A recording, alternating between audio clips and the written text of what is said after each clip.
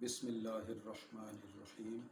السلام علیکم، میں ہوں ڈاکٹر صابر اور آج ہم جانیں گے معدے کی ایک ایسی بیماری کے بارے میں جس کی وجہ سے بہت سے لوگ پریشان رہتے ہیں۔ معدے کے اندر تیزاب ہوتا ہے۔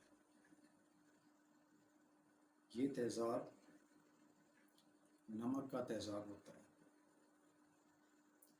اسے ہائیڈروکلورک ایسڈ کہتے ہیں۔ معدے کے اندر تیزاب کا کیا کام ہے؟ یہ تیزاب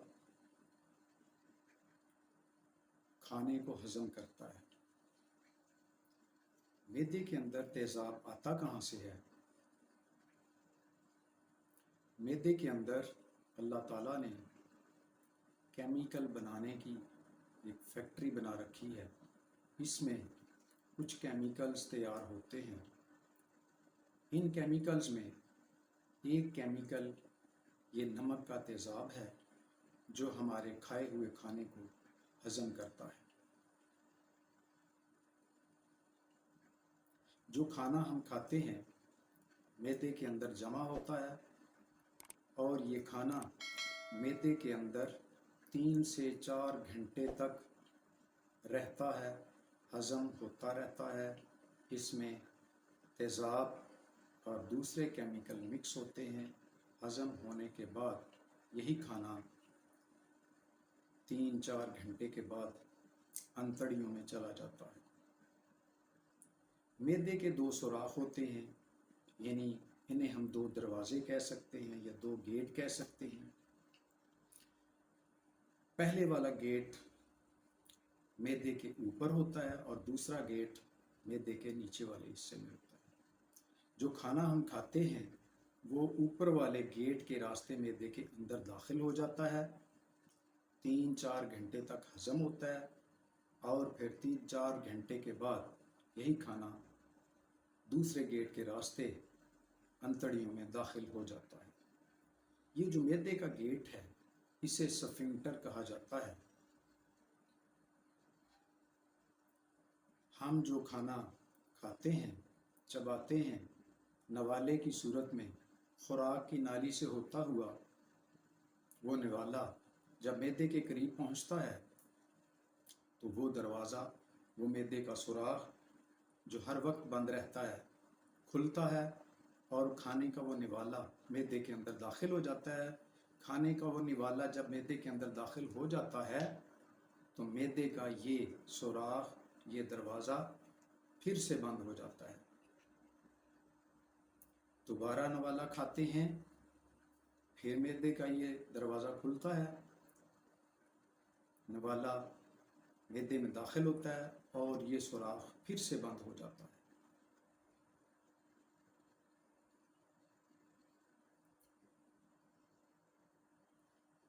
کبھی کچھ لوگوں میں یہ معدے کا سوراخ جو ہے یہ صحیح طور پر بند نہیں ہو پاتا، کھلا رہتا ہے۔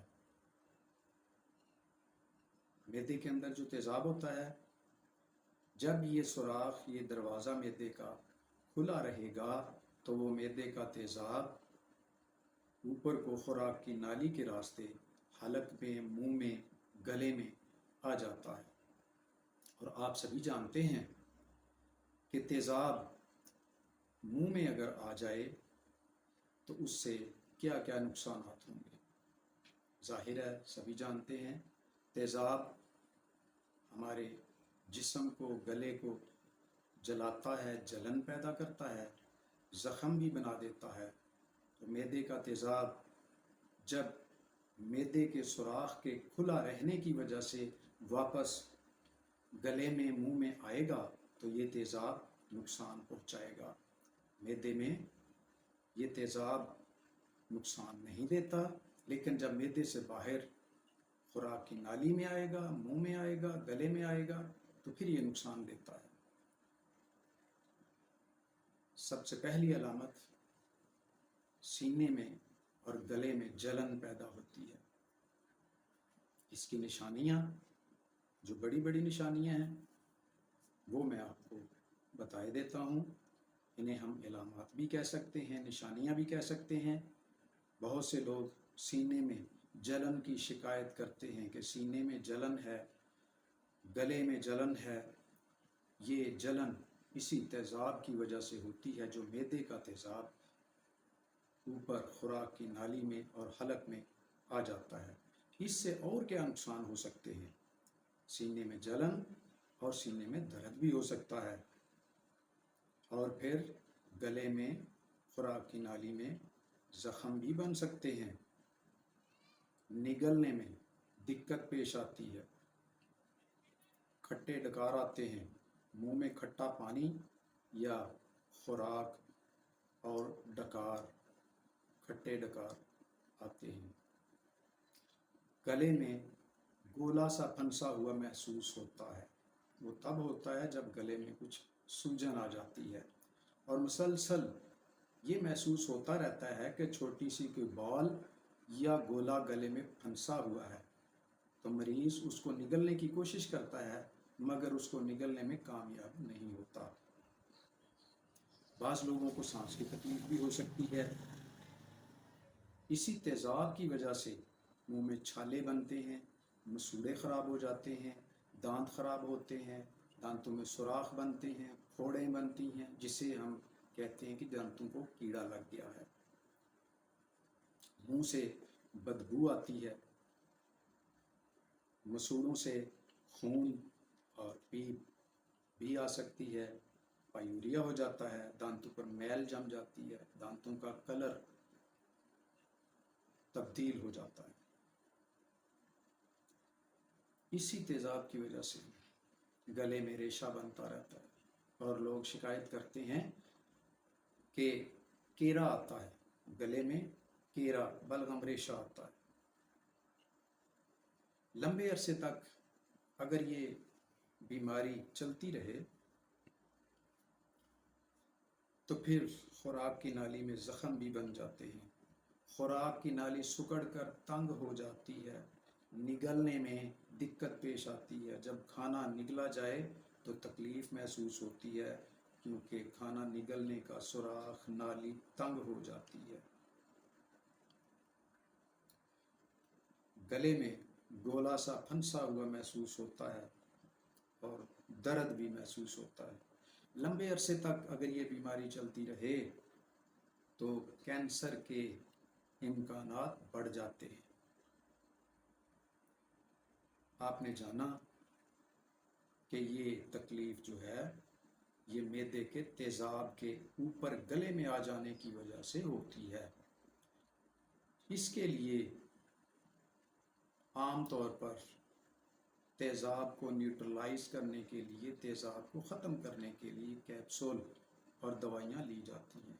हालांकि ये इलाज सूदमंद साबित नहीं होता, क्योंकि असल वजह जो है वो मैदे का जो ऊपर वाला पहला सुराख है, जिसके रास्ते से खाना नवाला मैदे के अंदर दाखिल होता है, वो दरवाज़ा, वो गेट, वो सुराख सही तौर पर बंद नहीं होता।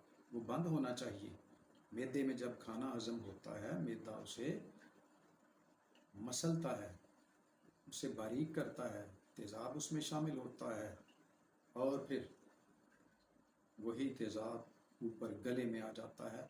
ये शिकायत ज़्यादातर रात के वक्त महसूस होती है।